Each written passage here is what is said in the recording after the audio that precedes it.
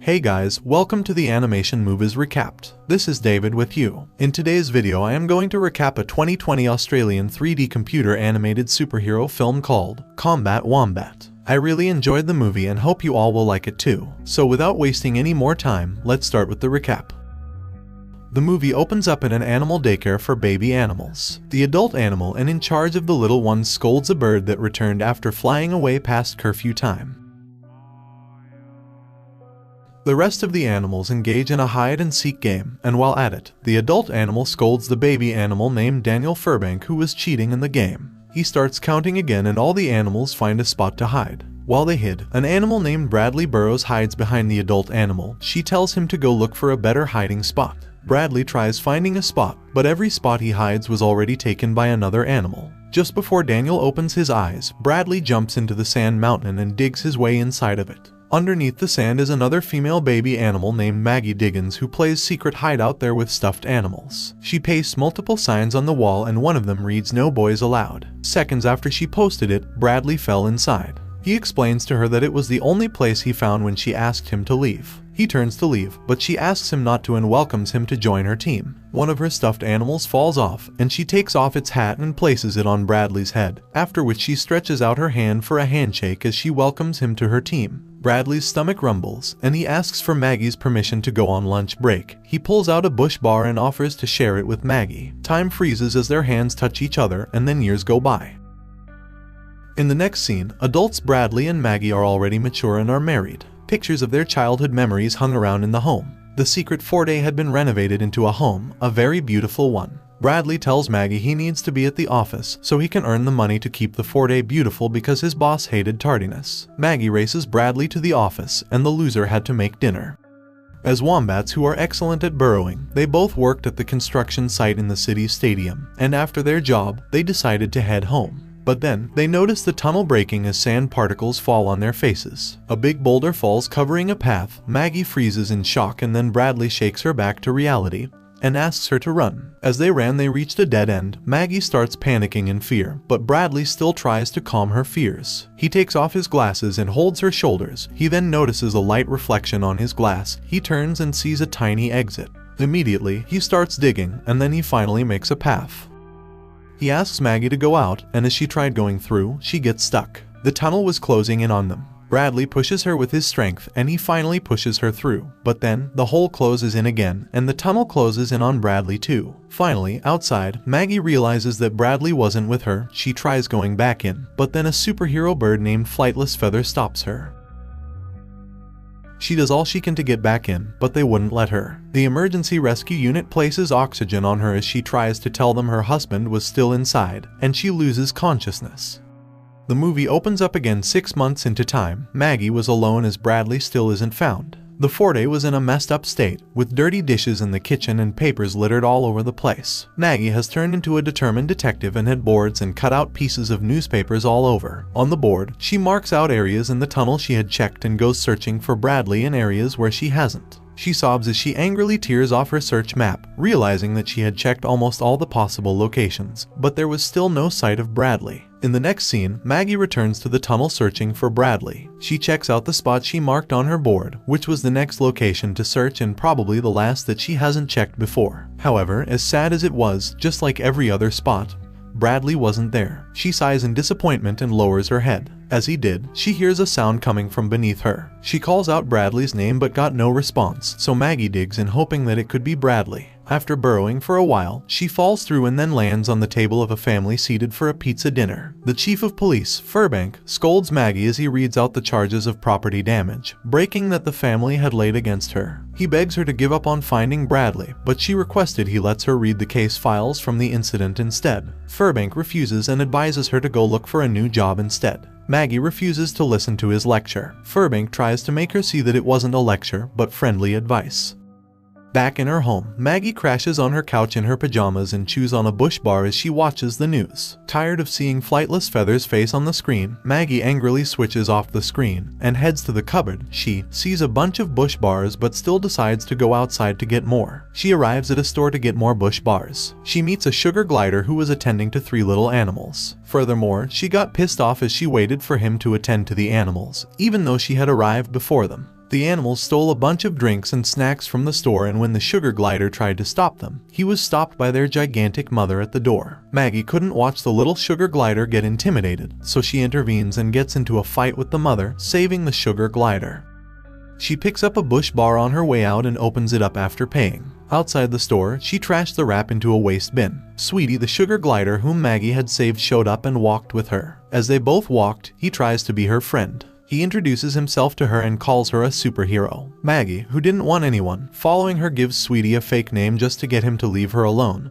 But Sweetie kept following her. She finally tells him her real name and told him she wasn't a hero. Sweetie still goes on requesting to be her side chick, but Maggie rejects the offer because she wasn't a superhero. Sweetie sat lonely on a bench in the street, flipping through the pages of Flightless Feather's hero book. He sees the bushy-tail bandits run past him, and then Flightless Feather chases after them. But then one of the bandits escapes, so he decides to run after him. They both run into the city's sports center. Sweetie chases the bandit to the roof, which has an emergency exit for only flying animals. The bandit uses artificial wings, and then he flies away, but Sweetie couldn't because he is afraid of heights, so he decides to go back in. But then the window closes up. Sweetie accidentally falls off the roof, but he finds something to hang on to.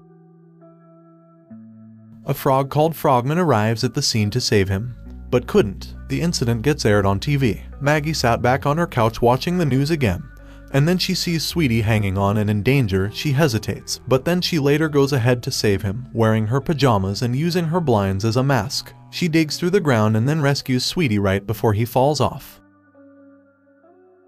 The whole city cheers for her as a superhero, and then the TV presenters ask her for her name. The next day, Flightless Feather scans through the front page of the city's paper and couldn't find his face or name on it. He asks his manager about it, and she tells him he was on page 2, and this gets Flightless Feather furious. At Maggie's home, Sweetie wakes her up and shows her the newspaper after explaining to her how he got inside her house. He tells Maggie about his family and why he didn't know how to fly, and it made Maggie tell him about Bradley too. Sweetie convinces Maggie to take up the job of a superhero, as this may help get her back to her old self. After long consideration, Maggie decided to accept the job, not because it will help her get her life back as Sweetie thinks, but rather because it will help her get access to the case file of Bradley's loss. Following Flightless Feather's rules on how to be a superhero, Maggie trains to be a superhero, while Sweetie trains alongside her to become her sidekick. They both sat down tired as no one needed to be rescued. But then, someone cried for help and Maggie carried out her first official rescue as a superhero. Finally, with Koss Custom Tom's superhero name and training, Maggie goes out to save more lives.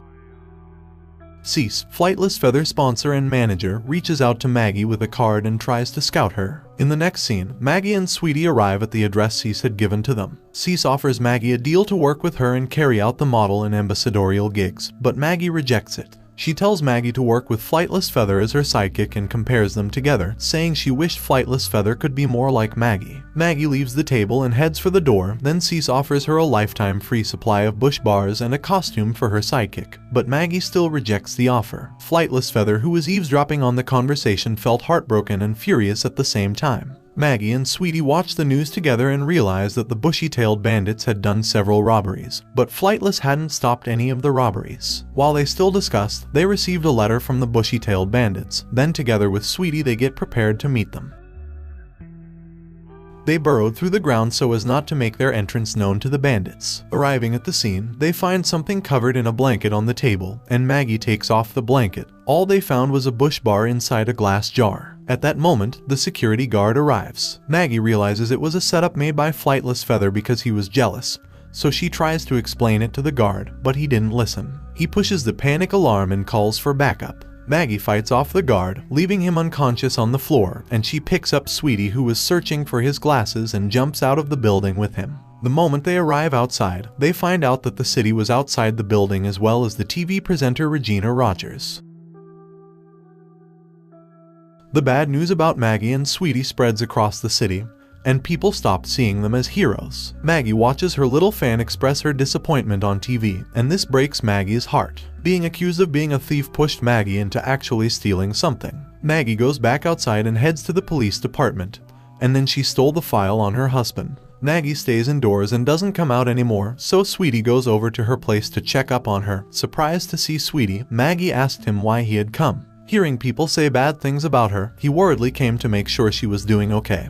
He explained to her. Sweetie then finds her holding a file tightly in her hands, pressed to her chest. He asked her what it was, but she doesn't reply. Then the news about a theft at the city's police station came up, and Sweetie realizes that the thief was Maggie. She opens up and admits she stole it, but without remorse. She blamed Sweetie and accused him of putting her in the situation she was in, but pushing her to become a superhero. Furthermore, she tells him she wasn't concerned about being a superhero, and that getting the file was the only reason she decided to be a superhero and play along with his joke. Sweetie sadly leaves her after leaving his sketchbook behind. After Sweetie left, Maggie looked through the sketchbook book and saw the beautiful sketches Sweetie made about their hero saves. She felt bad about the words she said to him. She looked at Bradley's pictures and heard the pictures tell her to apologize to Sweetie, even though she hated doing it so much. Picking up the papers she had littered on the floor, Maggie notices a connection with all the events. A picture she saw in the files strikes her thoughts.